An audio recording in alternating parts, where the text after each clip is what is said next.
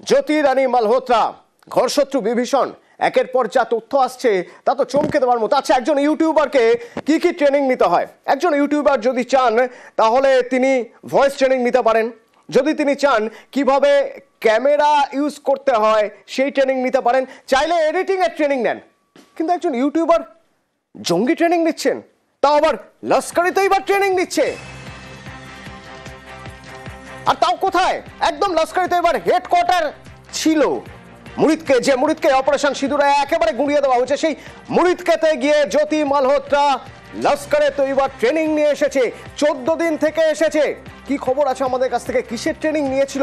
তাহলে কোনো বড় প্ল্যান ছিল? মৈত্রেয়ী রয়েছে আমার সঙ্গে। মৈত্রেয়ী, একেবারে দেখো, অত্যন্ত চাঞ্চল্যকর তথ্য হিসার পুলিশের কাছে এসে পৌঁছেছে এবং হিসার পুলিশ সূত্রে যেটা আমরা জানতে পারছি যে এই জ্যোতি মালহোত্রা যাকে গ্রেপ্তার করা হয়েছে, গ্রেপ্তার হওয়া ইউটিউবার জ্যোতি মালহোত্রা একেবারে পেহেলগাঁও হামলার কিছুদিন আগেই সে পাকিস্তানে গিয়েছিল এবং 14 দিন সে শুধু পাকিস্তানে থাকেইনি, মুরিদকেতে গিয়ে এসপিওনাজের প্রপার ট্রেনিং নিয়ে এসেছিল 14 দিনের, অর্থাৎ কি করে গুপ্তচর বৃত্তি করতে হবে এবং তাকে একটি নির্দিষ্ট মিশন দেওয়া হয়েছিল।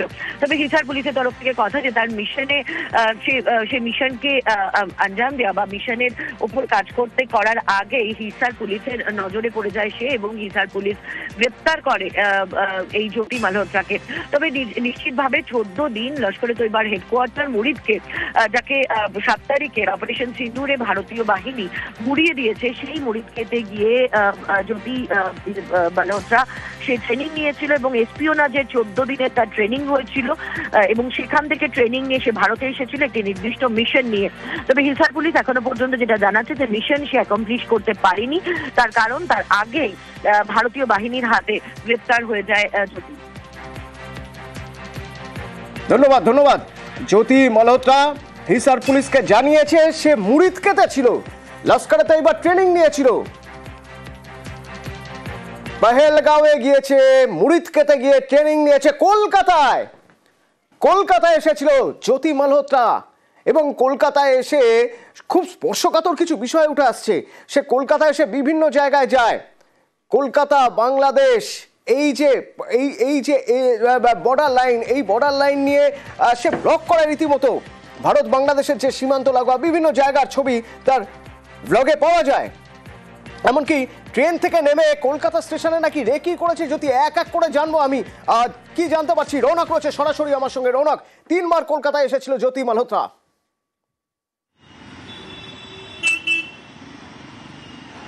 দেখো, একেবারেই গত 1 বছরে 3 বার কলকাতা এসেছে এই স্পাই ইউটিউবার জ্যোতি রানী মালহোত্রা, এবং সেখানে তার সফর সঙ্গী ছিল সেই যে আরেকজন ইউটিউবার সৌমিত ভট্টাচার্য। এই যে বিষয়টি দেখা যাচ্ছে যে মৈত্রী এক্সপ্রেসে করে একেবারে বাংলাদেশ থেকে কলকাতা স্টেশন পর্যন্ত তার একটা সফর যে ব্লগ, অর্থাৎ সেই ব্লগেই তিনি রেকর্ড করেছে। এবং শুধু তাই নয়, ঠিক যখন গেদে সীমান্ত পেরোচ্ছে সেখানে দেখবে যে কাটাতার থেকে শুরু করে যে সীমান্ত লাগোয়া যে এলাকা, সেই এলাকা তার ব্লগিং এ রেকর্ড করা, এবং অন্যান্য ব্লগারদের থেকে তার যে ব্লগিং এর যে ধরন বা ভিডিও রেকর্ডিং তা কিন্তু অত্যন্ত আলাদা। শুধুমাত্রই যেখানে সীমান্ত লাগোয়া কাটাতার এবং যেটা খুব সেন্সিবল এলাকা, সেই এলাকার ভিডিও কিন্তু তার ক্যামেরায় বন্দী। এবং শুধু তাই নয়, কলকাতা স্টেশনে নেমে কলকাতা স্টেশনের যে ইমিগ্রেশন অফিস, কেবলমাত্র সেই ইমিগ্রেশন অফিসের ভিডিও করা এবং কলকাতা স্টেশন ঘুরে দেখা, সেইটুকুই কিন্তু তার ভিডিওর মাধ্যমে তুলে ধরেছেন।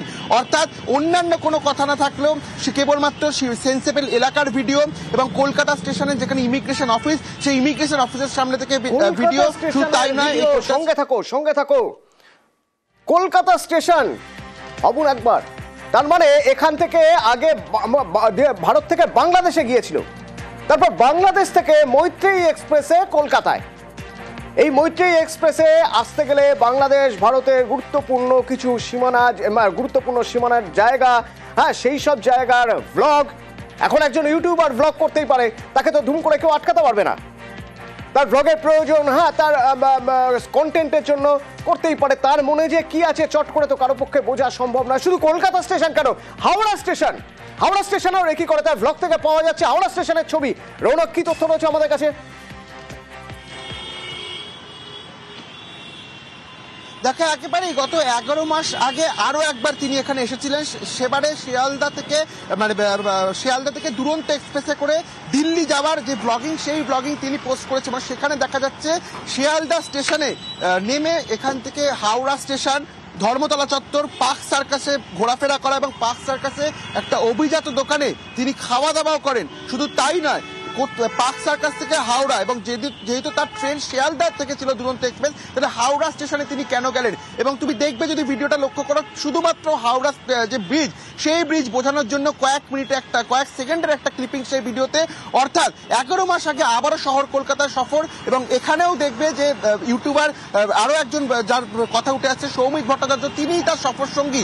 তার সঙ্গে করেই শিয়ালদা স্টেশন থেকে প্রথমে পার্ক সার্কাস, সেখানে একটি অভিজাত দোকানে খাওয়া দাওয়া করেন এবং পার্ক সার্কাস থেকে মৌলালি চত্বর ঘোরা, এবং মৌলালি থেকে সোজা চলে যায় হাওড়া স্টেশন। কেন হাওড়া স্টেশন? কারণ শিয়ালদা থেকে হাওড়া স্টেশনের দূরত্ব কিন্তু বেশ অনেকটাই। অর্থাৎ আবারও কি শহর কলকাতায় রেকি করতেই কয়েক মাস পর, অর্থাৎ যেখানে দেখা যাচ্ছে বৈকি এক্সপ্রেসে তার সফর, তার ঠিক 1 থেকে 2 মাসের পরই আবারও কলকাতায় আসা। এবং শুধু তাই নয়, এই শিয়ালদা থেকে দিল্লি তার যে দুরন্ত এক্সপ্রেসের যাত্রা, সেখানে তিনি একজন আর্মি অফিসারের সঙ্গে সিট শেয়ার করে এই যাত্রা করেছে। তার নিজের ব্লগে কিন্তু এমনটাই তিনি দাবি করেছে, এবং সেই আর্মি অফিসারের ছবিও তিনি তার ব্লগের মাধ্যমে দেখিয়েছে। অর্থাৎ যে বিষয়টি সামনে আসছিল অতনু, যে হানি ট্র্যাপে ফেলে উচ্চপদস্থ কোনো আধিকারিক বা এইরকম আর্মি অফিসার বা কোনো আধিকারিকদেরকে তিনি হানি ট্র্যাপে ফেলতেন, এবং তারপরই কিন্তু যে গোপন তথ্য, নিরাপত্তা সংক্রান্ত তথ্য বের করে এই পাকিস্তানে পাচার করত।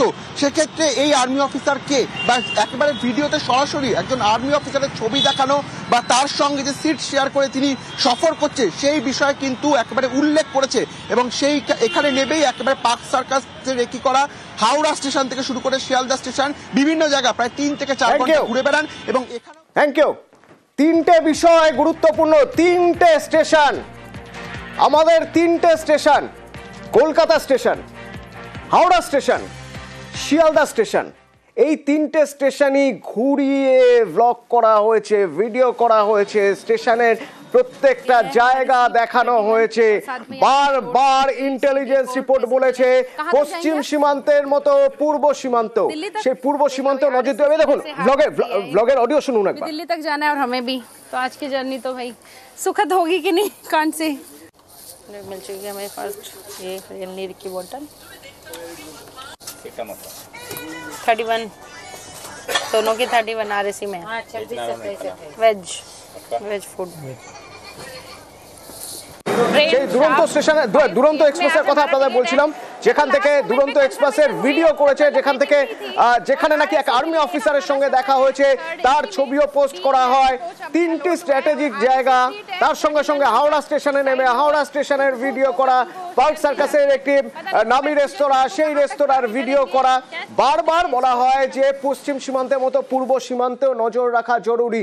কেউ যদি জঙ্গিদের খুব সহজভাবে দিল্লি পর্যন্ত পৌঁছতে চায় বাংলাদেশ হয়ে, তাহলে তার হাতে উপায় সাধারণের সঙ্গে মিশে মৈত্রী এক্সপ্রেস ধরে কলকাতা চলে আসা, শিয়ালদা হয়ে হাওড়া থেকে দুরন্ত ধরে দিল্লি। তো সেই রুটটাই তো সে পুরোটা ভিডিও করেছে।